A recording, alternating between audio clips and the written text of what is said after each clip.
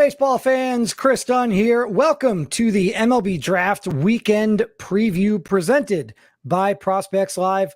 I am your host, Kris Dunn, joined by our MLB Draft Director, Joe Doyle. Joe and I will be with you every single Monday night at 9 p.m. Eastern to discuss all of the latest news around the college baseball world.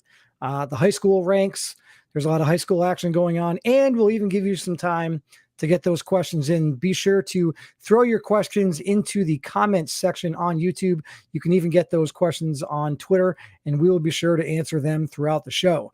If you haven't already, please go check out the website. You can see our top 300 prospects, the top 300 2022 draft prospects. And while you're at it, be sure to check out the Patreon page.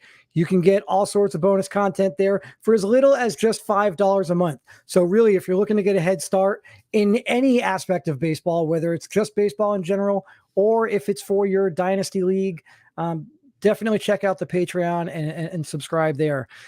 Joe, welcome to the show, buddy. Super happy to have you here. Excited for this new venture that we're on here. What's going on? I'm good, Kris. It's good to see you, man. Good to have you on the show. Good to have my my co-host back in his captain seat. I'm excited to do this. Super excited. So I know you saw the crazy ending of the ECU game over the weekend.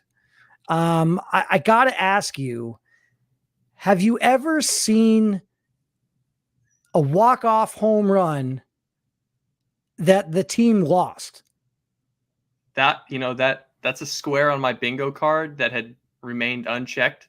Yeah. For my entire life. But now we can say an umpire, kinda, I guess, depending on your view of it, has called off a game-winning home run because he called time. No, that was something else. And based on the way the weekend went for East Carolina, they could have used a little bit more luck there. Yeah, we'll get into that in a minute here, but definitely a rough start for the Pirates throughout the weekend. I really don't think I've ever seen a first base umpire call time like that. Usually that's a play that's done at home, but wild ending. If you didn't see it, East Carolina lost. They hit a walk-off home run. It was called off because the first base umpire had called time. You can clearly see it on the video that he called time. Why he called time, I don't really know at this point. I haven't read too much into it. It looked kind of like an unnecessary timeout. East Carolina went on to lose the game in extra innings. And if you haven't seen the video, go check it out. It's somewhere on the interwebs at this point. But Joe, aside from the wild finishes that we saw, there's some interesting things that are going to be happening throughout the college baseball world this year that we haven't seen before. And one of those things is happening at some very prominent schools around the country. Vanderbilt being one of them. And then also we saw it at Florida State for their matchup this weekend against James Madison. And that is the use of technology, basically, to call pitches. I'm curious what your thoughts are on this. This is something that is new. It is legal. So for those of you that saw this and were like, what are they doing? That's not legal. You can't do that. Yes, it is legal now. I just thought it was a little bit weird, and I'll actually pull up the clip here so you can see what a lot of the buzz was about what was going on in Vanderbilt. So you can see here in this video, the wristbands are being used by the dugout and coaching staff to call pitches. Joe, what are your thoughts on this? Do you like it? Do you hate it? Are you just kind of on the fence here? Yeah, I mean, I'm a bit of a conventionalist. I'm a little bit old school when it comes to the game. I mean, I don't hate it. I'm not someone that is worried about the implications of what could come next with adding this much technology into the game. But I'm generally a subscriber to, I've actually never been a huge fan of catchers not calling their own games in college baseball. And, very few schools actually allow their catchers to call their own games. I think that's a big part of playing that position, and it's a big part of learning the game. So at the end of the day, I mean, long story short, I'm not a huge fan of it. I don't like that technology is being invented on the field, especially, but it's also not something, I'm not going to stand on my soapbox and say it's ruining the game. College baseball in that regard is just a little bit different than the pro game. Yeah, and I think it's week one, And before we start complaining about anything, before we start complaining about umpires making egregious timeout calls, or before we start complaining about new rules that have been implemented or anything else, let's just take a moment to appreciate the fact that we are watching baseball. Yeah. We're not talking about whether or not there's going to be a lockout for the next week. We're not talking about whether or not there's going to be any spring training games played at all. We're not talking about any of that. This entire weekend has been nothing but college baseball buzz. And I don't know about you, Joe, but I think this is the most hype and the most buzz that I have felt in a long time, if ever, when it comes to the beginning of the college baseball season. Yeah, I thought 2021 it felt like a bit of a launching pad. I think Kumar Rocker and Jack Leiter and kind of the fame in the 2021 college baseball class did a lot towards, jumping the sport forward in terms of the public eye. And I do think that that momentum is carried over to 2022. It does feel like with the narratives that are going on in Major League Baseball right now, college baseball really cashed in this weekend and drew a lot of eyes. I love seeing it. I think amateur baseball is in a lot of ways a better product than Major League Baseball. And it's just nice to see some new fans and new communities coming into this game. So it is just week one, right? Most teams have only played 3 games, maybe 4 at most. Yeah. But it's never too early to take a look at the top 25 rankings and what that looks like, right? So we can pull up the top 25 rankings here and just kind of go over a little bit. These are the top 25 rankings by D1 baseball.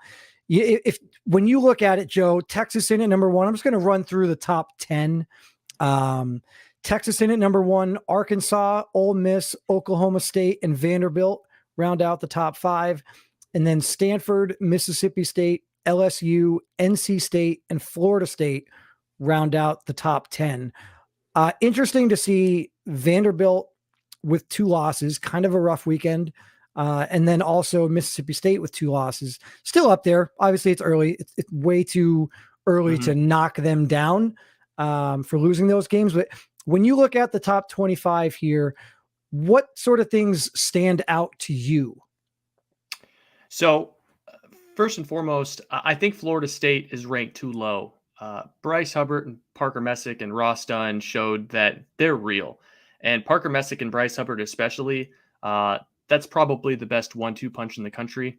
I don't have too much of an issue with Vanderbilt not falling too far. They're still piggybacking Christian Little and Patrick Riley and some of their better arms, saving them for the big games that are going to be coming up in conference, if you want to put big games in quotes. I am a little concerned with Mississippi State's offense. It is very early, and Long Beach State has a loaded rotation. Luis Ramirez, and we'll get into this, he looked sensational. And Devereaux Harrison at the back of that bullpen is going to shut down just about any game. But, I'm a little worried whether or not Mississippi State is going to score enough runs. Other than that, Texas to me is still the best team in the country, but I would watch out for Florida State. They look like a real force. All right, so there's one team that I'm going to throw out there to you, and I know that you are probably going to have something to say about this team because it's a little bit closer to your geographical region. But they're outside the top 10, but inside the top 25, kind of firmly in the middle, made a bit of a jump, went 4-0 over the weekend, and that is the Oregon State Beavers. I think for me, Oregon State is always a perennial powerhouse. I remember growing up, and Oregon State was always one of those teams that was, if not playing in Omaha, they were certainly in the tournament and they had a chance. They were always good. I don't think we've really seen that same buzz around them since Adley Rutschman left. Perhaps this is the year now. They 4-0 over the weekend. A couple good wins against Gonzaga. 4-0 up to number 14. What do you say about this Oregon State team?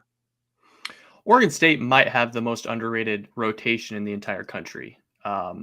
Will Frisch is not even, he didn't even pitch this weekend and he's still coming. Cooper Jerpy is he's probably in that same conversation with Parker Messick and Bryce Hubbard in terms of draft prospects. But then, that offense with with Jacob Melton, and I think Travis Bazana is going to win the freshman of the year in Pac-12. I mean, he looks very, very good. They just have a lot of good pieces. I mean, it's an offense that moves the lineup. It just turns over and over. They put the ball in play. They don't strike out. Oregon State looks to me like the team to beat in the Pac-12, and this weekend was no different. I mean, they beat up on a Gonzaga team that's got a lot of good arms. So I'm pretty impressed with Oregon State this early on. One thing that I want to point out here, and I guess I'll ask you this because I feel like for the last, I would say, probably half dozen years, the best conference in the country has been the SEC. Mm-hmm. I feel like that's probably not even debatable. The SEC has just been the powerhouse conference in college baseball. But I ask you this question after one weekend of play, but it doesn't take much to look at the top 25 and see NC State is 3-0, Florida State is 3-0, Georgia Tech is 3-0, Duke is 2-1, Miami is 4-0. All of those, we're talking one loss. We're talking what, 6 ACC schools in the top 25, and combined they have one loss, and that was Duke's loss. Is it possible that we're looking at the ACC potentially being better than the SEC this year? My initial thought is no. When I look at the SEC, I not only see loaded rotations, but I see guys 2, 3, rotations 2, 3, 4, 5 guys deep. You look at Mississippi State, you look at Ole Miss, you look at Vanderbilt, you look at some of these premier programs. They can they can lose a guy to injury and they'll still have a pro prospect that can go out there and eat 5 or 6 innings. So for now, I'll say no. I thought, Florida seemed to show some warts this first weekend. Florida State looks great, but Florida State's going to rely pretty heavily on those transfers that they brought in, and Brett Roberts and Alex Stroud and some of those guys. So Florida State still has a bit to prove. NC State, I mean, Tommy White looks like a superstar. Yeah, we had him getting drafted last year in the first 2 or 3 rounds. He ends up going to school. He looks like Babe Ruth. I wish that I had the chance to go see him play last year, because he went to high school. He played at IMG, but he is from St. Pete Beach, Florida, which is half an hour from where I live. And man, I'm friends with some coaches that coached him and told me on numerous occasions, you got to get out and see this kid play. And I didn't. And then when I was just looking at the box scores and just looking at what this kid was doing, I was like, wow, this kid could be special. He could. Yeah. Tommy White is a special athlete. We'll see what happens. They don't have the rotation that is as deep as some of the schools that I was mentioning, NC State, that is. So yeah, I mean, I would just say when you look at the SEC, you look at depth, you look at just, all the way down the roster. And then with the ACC, it's a little bit thinner at the top, but the talent at the top is just as good. All right. Biggest takeaway from this past weekend for you? Before we get into just team takeaway, we'll get into some individual performances, but I guess what's your biggest team takeaway from week 1 here? I would say, honestly, the Florida State 1-2 punch looks pretty tough to beat. And if those guys stay healthy all season, Bryce Hubbard and Parker Messick, they're going to be a real contender to go deep in Omaha.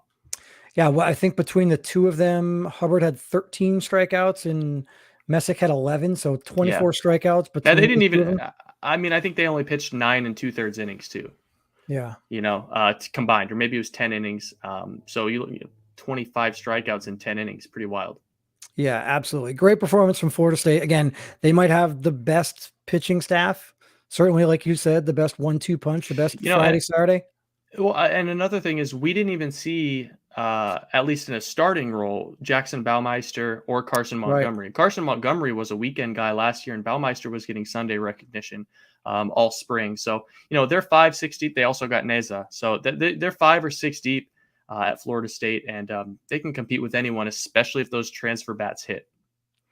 For sure. So that's a look at the top 25. Again, just real quick, if you missed it, Texas, Arkansas, Ole Miss, Oklahoma State, and Vanderbilt, top 5. Stanford, Mississippi State, LSU, NC State, and then Florida State. And that difficult 1-2 punch they have up in Tallahassee rounds out the top 10. So there's a look at the top 10 here. Let's kind of transition a little bit and get into some individual performers that we saw this weekend, some guys that stood out on an individual basis. And let's start with the pitching ranks. Obviously, we talked about the performances of Parker Messick and Bryce Hubbard, but there's a lot of guys that kind of stood out to you. So Joe, just kind of, I guess, walk me through some of these guys here as you see the graphic up on your screen. Hunter Barco at Florida, Bryce Hubbard, as we mentioned, Luis Ramirez at Long Beach State, Thomas Harrington at Campbell, and Landon Sims at Mississippi State. Those are some of the big performances this past weekend. Tell me a little bit about what you saw in those guys, and if there's anything else, anyone that isn't on this graphic that you kind of want to touch on a bit. Yeah, so for me, Hunter Barco was the most impressive arm this week. Not only did he go 6 innings, 1 hit, 11 Ks, just surrendering the 1 walk. He did it against a really talented Liberty team that took 2 out of 3 from Florida. Fastball looked good, 90 to 92. He was up to 94, according to one of the scouts that was there in the stadium. So, I thought Hunter Barco did really well. And if he pitches like that and he can, just flirt with the idea of getting up into the mid 90s, it's a prototype body and it's a Patrick Corbin type slider. I mean, it's a pro prospect, and he's at 56 in our rankings right now. I'm excited to see where that's going to go as the season moves on. Bryce Hubbard, wow, what a performance. 5 innings, 2 hits, 13 Ks. He had 3 balls put in play all day against him. I think he missed 23 bats, 23 swing and misses for Bryce Hubbard. So that's about as dominant as you can get against James Madison. James Madison is no pushover. I mean, they do have our number 1 prospect in the country in Chase DeLauter anchoring that lineup. For me, the guy that really stood out more than anything and probably did the best for himself in terms of in the eyes of scouts was Luis Ramirez over at Long Beach State. We had heard big things about Luis Ramirez. He was a good starter last year, but he was mainly in the low 90s, and he was a 2-pitch guy. Well, this spring, there's reports that he was up to 98, possibly even 99 this spring with a turbo power sinker coming from a high release. The breaking ball looked unbelievable. The sinker looked unbelievable. He was commanding pitches. He held his velo through all 6 innings, flashed a changeup, 6 innings. I mean, you're probably not going to get the strikeouts that a guy like Hubbard would or Landon Sims does by working at the top of the zone because he is a power sinker guy. But 5 strikeouts, 2 walks. I mean, Mississippi State didn't hit a ball hard against him all day. So I think Ramirez is a guy that as we work our way into the spring, he's ranked number 245 right now. We kind of had him as a day 2 guy. You can expect that number to jump quite a bit if he puts in performances like he did this week for the rest of the spring. Thomas Harrington at Campbell, another guy we've heard big things about this spring leading into his debut. He's been up into the mid to upper 90s, high release guy, 6 innings, 1 hit, 13 Ks. Not that, he didn't have the competition that Ramirez did or Barco did, but still noteworthy nonetheless, prototype body. And then you got to mention Landon Sims, 7 innings, 5 hits, 13 Ks. He did allow 1 earned run. But here's the thing with Sims. The fastball command was money. It's exactly what we would expect from Landon Sims. He was living at the top of the zone, 94 to 96. He did start to dip a little bit into the 90 to 92 range in that 6th inning. But for a guy that's transitioning from a relief role into a starting rotation role, I don't think you could have asked for much more from Landon Sims. Didn't see the changeup, but I would assume that's something that he's going to save for conference play. So, yeah, a good week for starting pitching. I don't know how much you can take away from this week, as generally it's kind of Power 5 schools and power arms against, in some cases, D2 schools, but still some impressive performances nonetheless. So I'll ask you this question. You brought it up, these rankings, for those of you that are looking at this graphic and don't know what those numbers are in the top left corner, those numbers at the top there, those are their ranking inside our top 300 draft prospects. So Hunter Barco is the 56th ranked prospect over at Prospects Live when it comes to the 2022 draft. So Joe, let me ask you this question. When you look at these rankings as they stand right now, and then directly underneath, you see the performance that they put out this past weekend. Is there anyone on this page, or maybe all of them, or maybe none of them, that moves the needle even higher in terms of their ranking? Like, I assume, based on what you said about Luis Ramirez, that 245 number is probably going to start going down very soon, very quickly, and very soon. Anyone else there that you think could sort of improve their ranking in our top 300 as the season goes on? Yeah, I mean, Luis Ramirez, just from stuff alone, and Thomas Harrington from stuff alone, are going to move up our board when we do our rankings refresh, and that'll come in due time. But you know, you got to grade these guys on a much bigger sample than one start. I will say, in terms of Harrington, in terms of Ramirez, the stuff is so good, the body is so good, the track record is there. They're going to be moving up. How far they move up, that's not something that I can comment on right now. But I mean, my general rule of thumb, especially for hitters and for pitchers as well, is you can't make a distinction on where these guys fit on any draft board, or set a narrative for their season until the end of March, early April, when they have 6-7 weekends under their belt. All right, so we'll move over to the hitters here. I know, actually, before we do, I know there was one other guy, because we talked quite a bit back and forth throughout the weekend, and there was another guy that I know you were pretty impressed with, and he's not on this graphic here, but I want to give you a chance to kind of talk about Monmouth left-hander Trey Dombrowski and his performance this past weekend. Yeah, Dombrowski was really, really good. I think he went 5 innings. I want to say he struck out, I don't even have it up, but I think he went 5 innings or 6 innings, and he didn't allow a hit.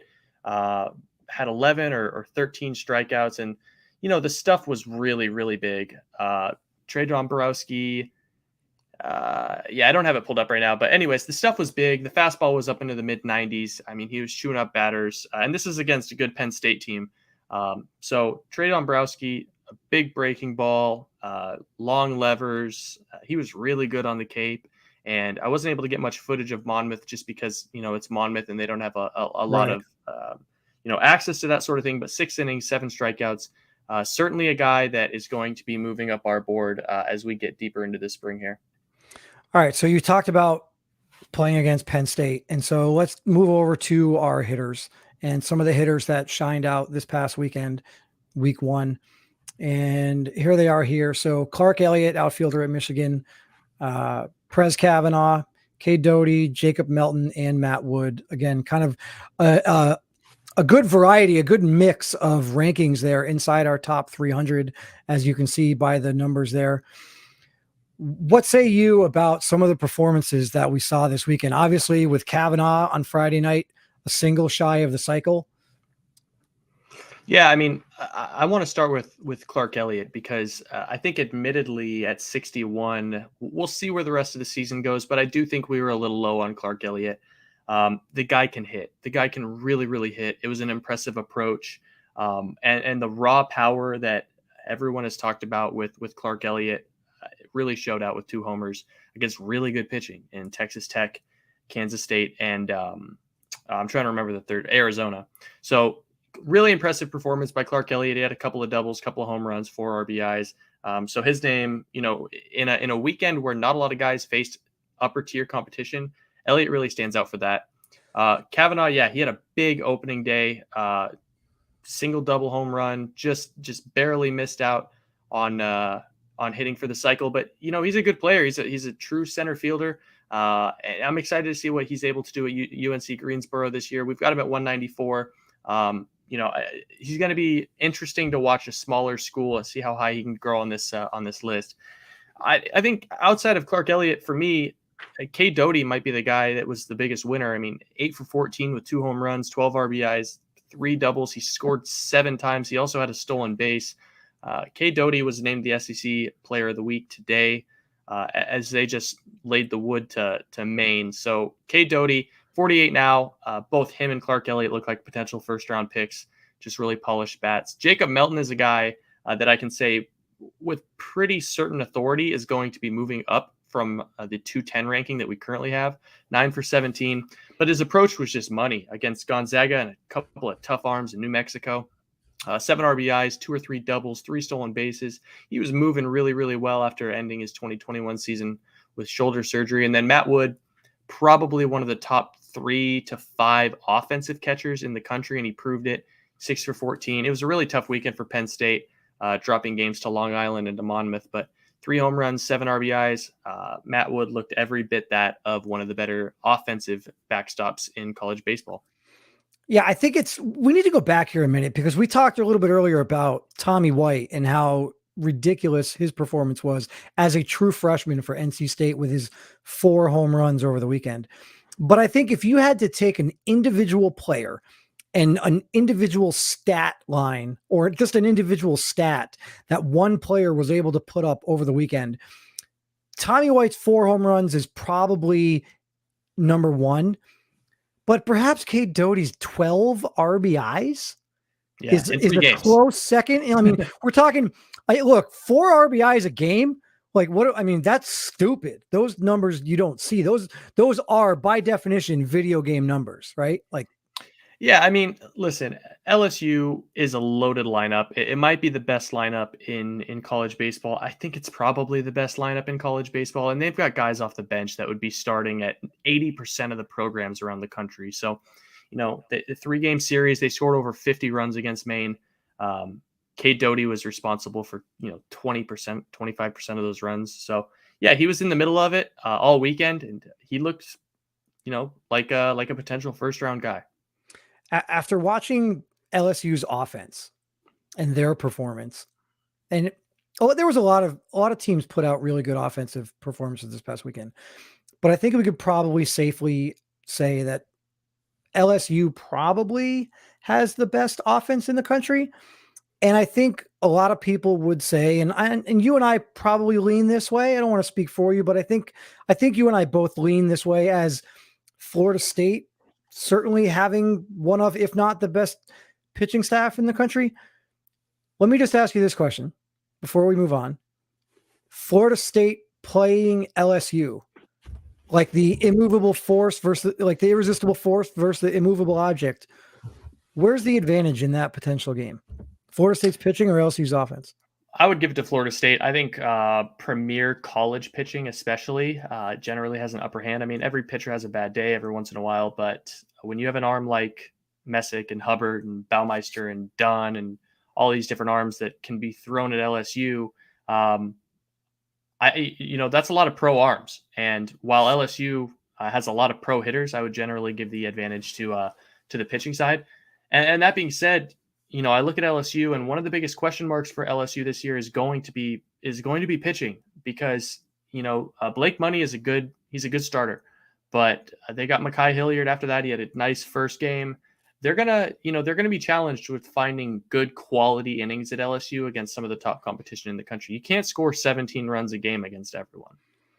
So I know we're going to save some time towards the end of the show for a Q&A, but we've got a couple in the chat now that I kind of want to get to because we're talking about it right now. So I think it makes sense. But so we're sitting here talking about LSU, and Kevin Gallo in the chat wants to know, speaking of LSU, where do you see Jacob Berry settling in position-wise? Joe, I think we both agree he's a first baseman, right?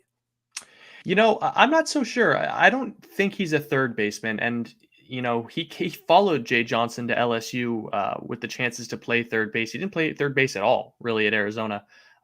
So played very little. He substituted in late in a game to play third base for the team this week, played some right field, a lot of designated hitter. I actually do think that Jacob Berry has a shot of playing in a corner outfield position. He's not the lumbering type that a lot of people think Jacob Berry is, this lumbering slugger. He actually moves pretty well. It's just he doesn't have the softest hands just yet to play third base. So I give him a chance to play as a potential left field type of a player, but he probably has the bat to be able to handle first base. Well, and let's also remember at this point, moving forward, he's going to, even if he goes to a National League team, he's going to get one extra position of eligibility because there's the DH in the National League. So I think at this point, pinpointing what position he's going to play for the rest of his career, I think it's kind of tough. And like you said, maybe he is a corner outfielder, doesn't have the arm, doesn't have the, the defensive chops to play third, maybe. But first base. Impressed. I was impressed with him. To be honest with you, we didn't get very many looks at him in the outfield, but like I said, he's a better runner than people think. He's a better athlete than people think. He looked to me like a fringe average runner. I didn't get any times on him, so don't quote me on that. But the body moves well. I mean, it's not heavy feet. He can get around the bases. So I'm excited to see if LSU does go the route of sticking him in a corner more this season. That could open up some doors. Yeah, and at the end of the day, does it really matter? First base, DH, left field, right field, like those are four spots that he can play. That's almost half of the spots in the lineup. So it's not like he's only got one place to go. Well, and it doesn't really matter at this stage either, because more than anything for Jacob Berry, we're scouting the hit tool. If the guy is what some people think, in that he's a 60 hitter, a plus hitter, and a potential above average to plus power guy, it won't matter. He's going to be gone inside of the top 10 if he's a 60-60 bat. Appreciate the question, Kevin Gallo, in the chat. One other one that we have here, we didn't get a chance to talk about them. We talked about their in-state rival a little bit earlier in the Beavers at Oregon State, but we did not talk about the Ducks over at Oregon. I know that you and I had talked when we were doing some production meetings before the show last week, talking about some things that we were looking forward to. And I put out that graphic of two guys, we each picked a guy that we were looking forward to seeing this weekend. And you picked a player from Oregon. Josh Kasevich, right? So give you a chance here. What are your thoughts on Oregon after this week? Oregon just felt a little disjointed to me. They had a tough San Diego team. The Toreros are always tough. They're always a sneaky team every spring. They had Bryson Motts on Saturday, which is a brutally tough lefty. I didn't see too much from Josh Kasevich this weekend. Anthony Hall had a double, but another kind of quiet weekend as well. They have a lot of guys that have transferred in. They have some true freshmen and Jacob Walsh that's starting in that lineup. So to me, Oregon was just kind of a sum of its parts this weekend, and it's a team that I would expect to kind of grow into more camaraderie and gel as we get further into the season. But the talent is there. Brennan Malone, a transfer from South Carolina, looked like a bit of a resurgent type of a talent. We had him as a potential first-round pick in 2022 going into the 2021 season before he had a tough year and ultimately ended up transferring. Every time you say Brennan Malone, I think IMG, and I'm like, wait, Brennan Malone's already in. He's already a pro ball player. What are we talking about? It's been a minute. It's crazy. All right. So those are some of the key performers, individual performers. We went over the top 25. You mentioned a name a minute ago. And so let's talk a little bit about some guys that are a little bit under the radar, or maybe they're even guys that people just don't even know about.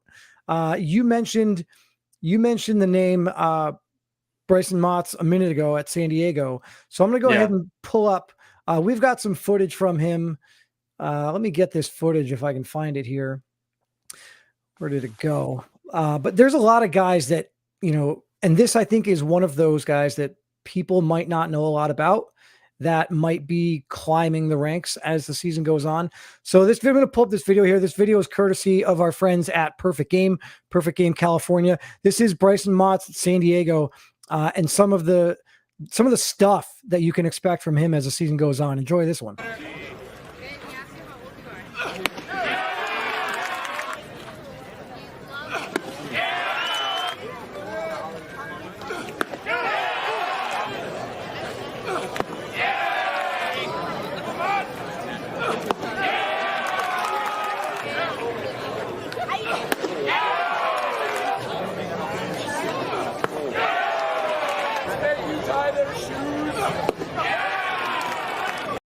All right, so I think you get a pretty good look there. You can see the fastball topping out about 93, the slider dropping down to about 83.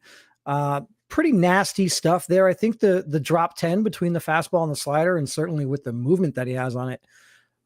You like this guy a lot, don't you, Joe? Yeah, pretty gnarly slider in those clips. We have him at 102 right now. We were really believe in what we heard about him this spring and some of the footage that we saw from him this spring.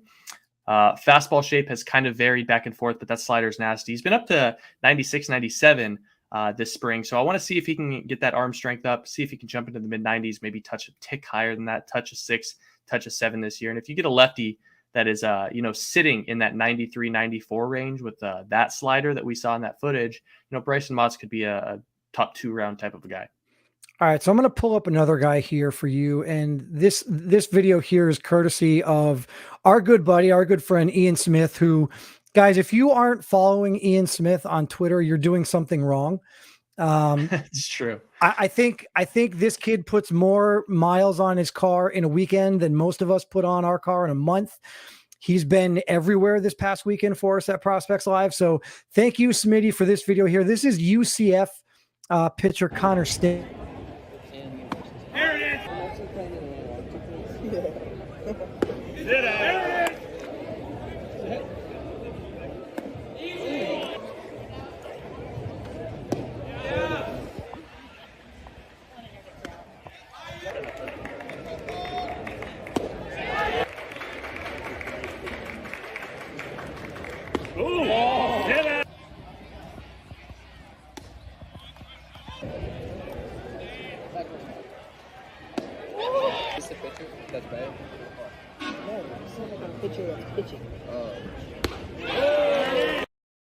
Yeah, so there you go. Just a couple disgusting. of nasty breaking balls in there. And then the paint, the strikeout to end it on the paint there. Oh yeah. Back door, front door, slider was crisp. Stain was, 94, 95. He was, I believe, don't quote me on this. You might want to go to Ian's Twitter page, because I don't want to get this wrong. I believe he touched a 7. He might have touched 97. I know he touched 96, but the fastball just eats. I don't know if you can tell from that footage, but really hops in the zone. Slider was crisp. He was able to command it in the zone, glove side low and away. Even, he front doored it a couple of times to lefties. So yeah, if there was one guy this weekend who did more for himself than anyone else, it's definitely Connor Stain over at UCF, and he's going to be very well represented in our top 400 that's going to be coming out, in the future. But you look at him, 6'3", 200 pounds, and long levers, high waist, athletic. He checks all of the boxes. There's a little bit of effort there, but I think as he continues to get stronger, Connor Stain is going to be one of those guys that goes from a quote unquote relative unknown to potentially being a first or a second round pick this year. I really believe in the profile that much. Yeah, Smitty was there at that game on Saturday. He sat 92 to 95, and yes, you were right. He did touch 97 on that outing. And there's more. There's more in there, Kris. Like that body, there's more in there. It's a quick arm. It's a high waist. It's long levers. He can add 10 pounds. Connor Stain, for me, outside of, lowering the effort with just a little bit more strength, he checks every box. All right, so that's a quick look at some guys. Again, we're gonna do our best to profile some guys throughout the year on this show that you might not know about, some guys that are either off our top 300 ranks or on the high end of it, on the back end of it, if you will, that, maybe they are climbing, and give you guys a chance to get to know some of these names that might not be household names. Because really, if you're watching this and you're interested in college baseball in merely in terms of a fantasy baseball perspective for your dynasty leagues, these are some of the guys that nobody is going to know about in your average fantasy baseball league. And if you can get some of these guys as they climb up, as they are relatively unknown in those deep dynasty leagues, this is where you're going to hit. So we're going to be sure to highlight some of those guys as the show goes on and we move forward into the coming weeks. But Joe, one thing that I want to get into with you here is it's arguably one of the most talked about topics this past weekend, and that is the performance of Chase DeLauter against Florida State. The guy played 3 games, and he played against, look, we've said it. I feel like we've said it ad nauseum. This Florida State pitching staff is really good. Fine. That's it. That's the last time I'm going to say. The Florida State pitching staff is really good. So Chase DeLauter has a bad weekend. 3 strikeouts on Friday, 3 on Saturday, 2 on Sunday. Can we just kind of relax a little bit on overreaction Monday here, I guess? Like, Chase DeLauter's going to be fine, right, Joe? Like, let's not Yes. yank the wheel off the Skyway Bridge quite yet. He's going to be okay. Yeah, I mean, we didn't rank him number 1 in our rankings for no reason. I mean, the guy has a track record. He was very, very good in 2021 at James Madison in a shortened season. And then he went to the Cape and he was the best player on the Cape against the best players in the country. Did he have a bad weekend? Yeah. I mean, he was facing arguably 2 of the top 3 toughest lefties in the entire country. And it was the first 2 games of the season. And then he had Ross Dunn, and Ross Dunn is incredibly tough as well. So, it's important to keep in mind and keep some perspective on what this guy did in the 200 to 300 at-bats leading up to these 10 at-bats. I think what this weekend was, more than anything for Chase, if you want to boil all this down into what it could actually mean, it was an opportunity for DeLauter to really plant his flag. If he was to beat up Parker Messick and Bryce Hubbard as, hey, I'm here, I'm arrived, I'm, the best player in the country, I can do it all. But just because he struggled against some of the top talent in the country, deceptive lefties too. These are not, cookie cutter lefties.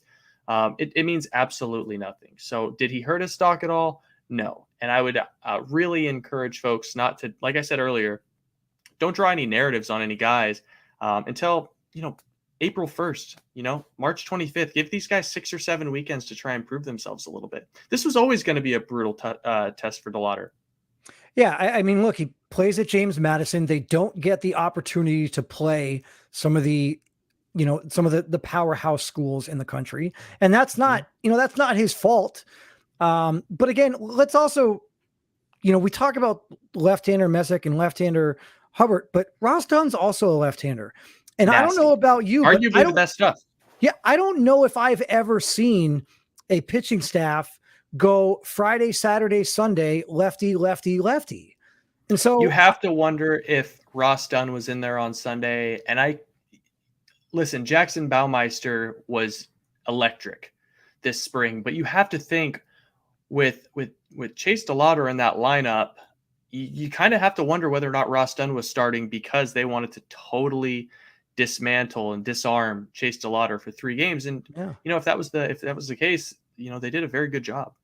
I think maybe the biggest takeaway from this is that moving forward, maybe future opponents for James Madison are going to look at DeLauter a little bit more and say, okay, let's make sure we're throwing lefties against this guy. Maybe he struggles a little bit against lefties. And even if he does, I mean, right? Like, what's the worst case scenario? The guy mashes right-handed pitching and he strikes out a little bit. He has a higher strikeout rate against left-handed pitching.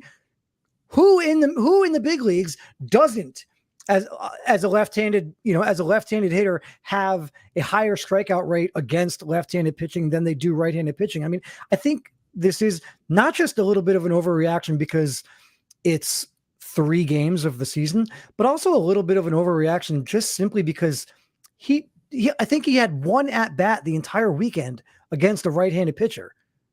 Yeah. Right. Yeah. I think it was Jackson. It was he had an at bat against Jackson Mezu out of the bullpen. Yep. That was the only right-handed at bat I think he had the entire weekend.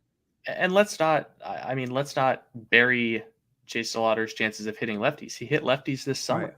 Right. So he's going to get a lot more opportunities to hit lefties. I really just cannot stress enough. This was the first game of James Madison's season. I mean, this is the first time he's seen real competition, opposing competition since October. So let everyone get warmed up. I mean, there's a lot of guys that had rough weekends. I mean, Jace Young at Texas Tech in the State Farm Classic had a rough weekend. That does not mean anything. Let's just see how these guys continue to play out. I appreciate the question, and more so the statement and the ask, I guess, of us to quiet the Chase DeLauter panic. Appreciate that, Brian. Joe, we're going to get one more in here. One more question in the chat. We talked about Tommy White and the ridiculous performance that he put forth this past weekend as a true freshman. So Matt Cardinal in the chat, really enjoy following impact freshmen. Tommy White clearly fits that mold. Are there any other guys for you, Joe, that are, even if they're not true freshmen, but just not draft eligible this for 2022, maybe they're 2023 guys that sort of shined and stood out for you this past weekend? Yeah, I thought Hagen Smith, left-handed pitcher out of Arkansas, was really good. He was ranked fairly high on our 2021 draft board. He threw 6 no-hitters in high school. I mean, the guy was unhittable in high school. But he came in, I think he threw 4 innings. He might have thrown 5 innings, got like 4, 5, 6 strikeouts for the Razorbacks. So he's definitely going to be a name to watch. I thought Grant Hussey at West Virginia, first baseman, he hit 3 home runs. So, obviously like Matt said here, not, it's impossible to live up to what Tommy White did, but Grant Hussey looked really good as well. Just thinking at some of the others, Braden Montgomery at Stanford looked really good. I think he touched 97 on the mound. So that's going to be a fun one to watch. And then UCLA is packed with freshmen this year in their lineup. So you're going to want to watch UCLA closely. Cody Schreier, Malachi Knight, those guys are going to be staples in that lineup as we move forward. And really quickly, I will hit on this comment that we have from Santee City. If you want to put that on the board, yeah, really quick, just circle back on the Chase DeLauter thing. The standing on ice thing, Chase DeLauter has always slid the back foot out when he makes his swings. It's actually nothing new with DeLauter. He swung that way all summer. So yes, it is unconventional, but it's not something that I would say needs to be alarming because he's got a track record of doing it. So is it unconventional to scouts? Yes, but as long as he proves himself and as long as he proves that he can hit, it doesn't matter what the swing looks like. Yeah, I mean, we've seen a lot of unconventional things from a lot of really good, guys that ended up being all-stars, and Kevin Youkilis was in a bunt stance until he swung the bat. So Craig Counsell went. I was just going to say Craig Counsell. I mean, there's a million guys that do it unconventionally. Joey Cora was basically sitting on home plate. Jay Buhner with the hands. There's a lot of different ways that you can hit. The back foot thing I wouldn't call it a red flag. It is unconventional. But again, as long as Chase DeLauter comes out and he continues to hit this year, there's really nothing to be concerned about in terms of that mechanic. But if he doesn't hit, swing coaches might be quick to try and change that part of his game when he gets into the pros. Yeah, and I think it's tough too because look, we're talking about a guy who's our number 1 prospect for the upcoming draft. He has nowhere to go but down. Yeah, right? that's not tough fair. thing. That's not it is fair not for fair. him. But he's top 10 just about everywhere. He's top. Right. I mean, I think MLB Pipeline has him 8. I'm not sure where BA has him. I'm not sure where other publications have him. But when you're at the top of the mountain, unfortunately, the only place that you can go is either stay at the top of the mountain or tumble a little bit. And I'm not saying that Chase DeLauter is going to tumble in any of our rankings because I'm miles away from making any sort of those decisions. But he's going to have plenty of opportunities to hit the ball hard. All right. So speaking of hitting the ball hard, we talk a lot here about the college baseball season kicking off. And obviously there's a lot of buzz and there's a lot of excitement. And here we are launching a new show here, talking about the upcoming draft and really focusing on the top 300 prospects, which again, guys, if you haven't checked out the top 300 prospects list, it's on prospectslive.com. You can get all the top 300. You can, some of the great stuff about it is you can filter out by position. So if you want to see the top shortstops or the top outfielders or the top, not just pitchers, you want to see the top right-handed pitchers or the top left-handed pitchers inside of our top 300 prospects. You can do all of that. Again, prospectslive.com. Check out the top 300 prospects for this upcoming draft. But we're really gearing this show here, Joe, a lot towards college baseball and some of these college prospects. But there's a lot of high school kids in that top 300 prospects. One guy in particular, which this is not a name that is probably unknown at this point. You probably know this name. And if you don't know this name, well, then allow me to introduce you to Elijah Green. Stand by for liftoff.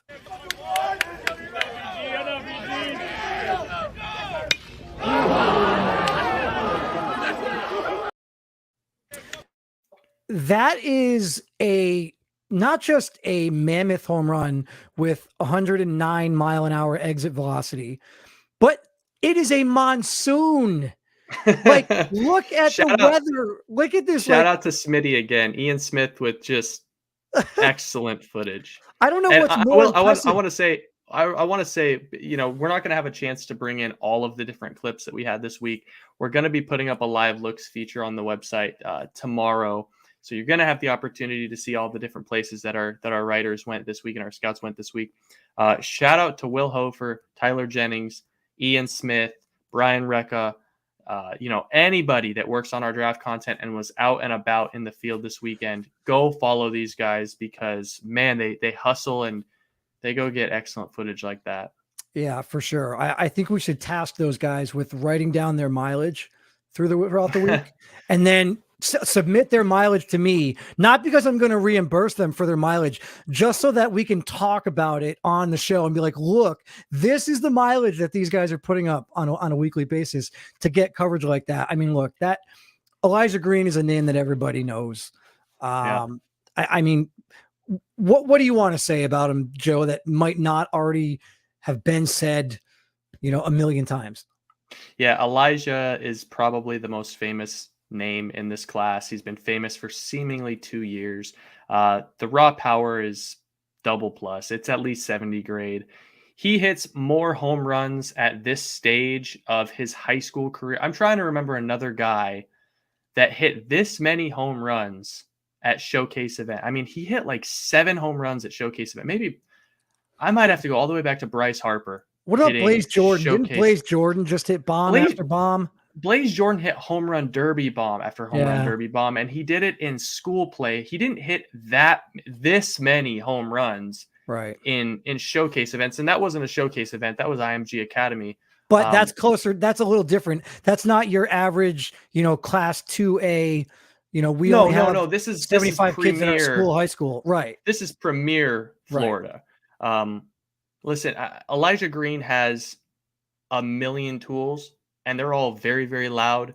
And so long as he keeps the swing and miss low and keeps the strikeouts low, and that's kind of been the one nitpicky thing that people have had on his profile, as long as he keeps the swing and miss low, Elijah Green's going to be a very, very high pick this July. And, that home run just kind of sums it up. He's 18. Hitting the ball 110 miles an hour into a rainstorm. I tell you, Joe, at 18 years old, the only thing I did at 110 miles an hour was drive my mom's 1987 Chevrolet Cavalier. And no, I didn't, because that thing didn't get to 110 miles an hour. Like, it's pretty impressive. Incredible. Shout out to Smitty. Incredible video. And hey, man, Elijah, keep doing your thing. Yeah, I can't believe. So again, like almost 34,000 views on Twitter from that video, and he shot that video 5 days ago. 34,000 views in 5 days. I get the feeling that video might be shown in July on draft day at a number of different outlets. So again, nice work. Yeah, for sure. Appreciate you, Smitty. All right, we're going to give you guys a chance. We're going to get out of here in a little bit, but we are going to give you a chance to get some last minute questions up in the chat. So if you have questions that you want us to answer for myself or for Joe or just in general, this is sort of a last call for you to get those questions in. Joe, one thing I want to ask you while those questions are rolling in, what is one thing that you are looking forward to this coming weekend, right? We sat here and talked about week 1 for almost an hour now. What are you looking forward to this coming weekend, week 2? I am looking forward to seeing what college pitchers can continue to stake their claim in a reasonably anemic year for college pitching. I'm going to have my eyes on Oregon right-hand pitcher Adam Meyer. I think he did some good things once he got out of some trouble in the first inning this week. Adam Mazer at Iowa I thought was very, very good. So I'm going to be watching and seeing what Adam Mazer can accomplish at Iowa. So I would say that's kind of where I'm going to start. I'm looking for solid pitching performances. I'm looking for guys that pound the zone and can rack up the strikeouts here against college competition. So there's a big opportunity this season for college pitchers to jump up into that day 1, late day 1, early day 2, area with just so many guys not being represented in that tier right now. So college pitching. Do you have any updates on, I'm going to throw this up there. I looked at as a top 5 prospect for the 2023 class. Any updates on Cam Collier? Yeah, actually Cam Collier, I think he's through, I want to say he's through 12 games, 9 or 12 games. He's hitting like 315, walking a lot. He is running like a 22% walk rate or somewhere in that neighborhood. Don't quote me on it. He's got 4 home runs, hitting 315. Strikeouts have been there a little bit. Listen, when you're talking about a guy that's reclassifying into the JUCO ranks and trying to do things that really only Bryce Harper has done. Bryce Harper hit 480 with like 37 home runs. Okay, so there is no Bryce Harper route. Right. If Cam Collier can continue hitting, maybe get that average up a little bit and keep the strikeouts down, hit for the power that he's shown, he's going to be just fine. Really good kid. I mean, we had Will Hofer out to see his opening weekend tournament 2 weeks ago. Got some great footage. I don't know if we're going to be able to show that on this stream, but go follow at Will Hofer or W Hofer. It's nasty. His stuff is really his offensive profile is really talented. All right, so I'm not even going to look too far forward to this weekend in terms of week 2, and I don't even know if we're going to call tomorrow's action part of week 1 or if we're calling that the beginning of week 2. But I'm not looking any further than tomorrow, and I want to see East Carolina get a win, right? Like I don't want to see East Carolina start 0-4, but this Campbell team is, they're formidable, and formidable would be an understatement. I mean, they've got one of the top 3 college shortstops in the country in Zach Neto, who had a solid opening weekend.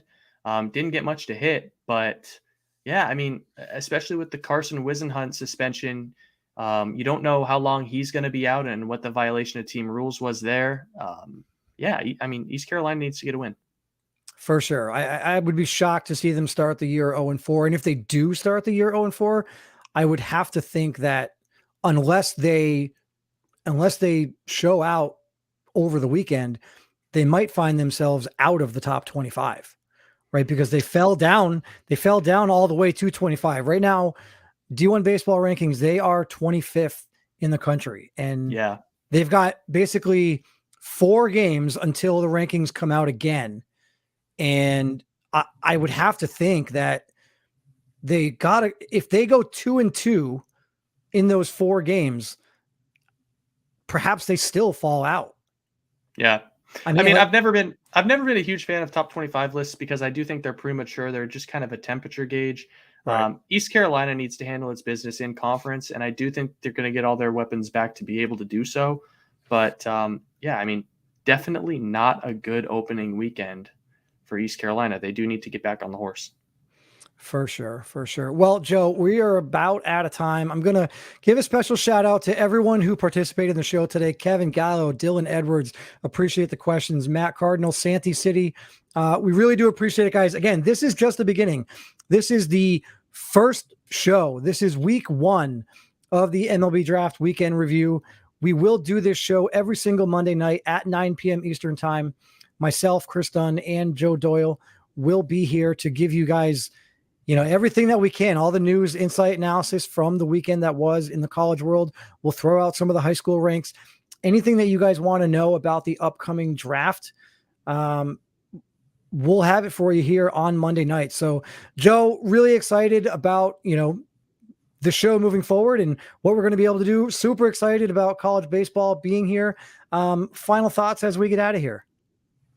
No, man, I'm excited for week 2. It's great to be writing about live baseball again and not forecasting what's not going on. So it should be fun. For sure. Well, I appreciate you having you on. Appreciate you being here with me. All the guys on the ground getting out to games, we appreciate you. Everyone who's a part of the Prospects Live family, we appreciate you. Be sure to check out the website, prospectslive.com, and check out the Patreon page. For as little as $5 a month, you guys can subscribe and get even more content. Like if you think that the content on the website right now is great, for as little as $5, you can get even more. Full 30 full team scouting reports for all the major league teams that are coming out right now. Really just great stuff. So be sure to check out the Patreon page. For my co-host, Joe Doyle, I am Kris Dunn. We will see you next week. Same time next week, 9 p.m. Eastern time, right here for week 2 of the MLB Draft Weekend Review. Take care, everybody.